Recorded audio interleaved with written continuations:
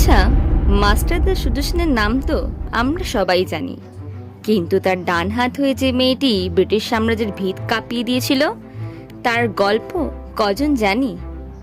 আজ বলবো অগ্নিযুগের এক সাহসী বিপ্লবী কল্পনা দত্তের গল্প। 1913 সালে শ্রীপুরে জন্ম। পড়াশোনায় দারুণ মেধাবী এই মেয়েটি যখন কলকাতার বেথুন কলেজে রসায়ন নিয়ে পড়ছিলেন, তখনই তার আলাপ হয় প্রীতিলতা ওয়াদ্দেদারের সাথে। দেশের স্বাধীনতা তখন তরুণ রক্তে আগুন জ্বালিয়ে দিয়েছে। কল্পনা যুক্ত হলেন ছাত্রী সঙ্গে। তরোয়াল চালানো থেকে সাইকেল চালানো সবেতেই দক্ষ হয়ে উঠেছিলেন।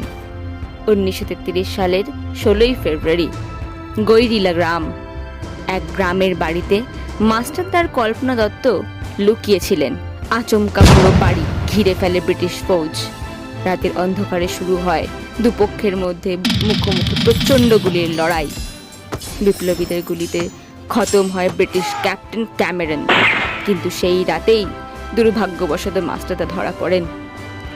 মাস্টারদা ধরা পড়লেও 20 বছরের তরুণী কল্পনা হার মানেননি। ব্রিটিশ বাহিনীর বুদ্ধ ভেদ করে পাল্টা গুলি চালাতে চালাতে তিনি অন্ধকারের সুযোগ নিয়ে নিখুঁতভাবে পালিয়ে যান সেখান থেকে।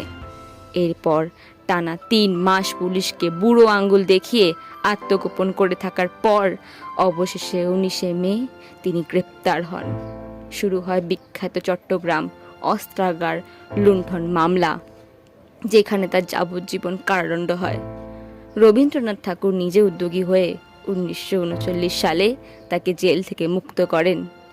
স্বাধীনতার পরেও তিনি আজীবন মানুষের অধিকারের জন্য লড়ে গেছেন।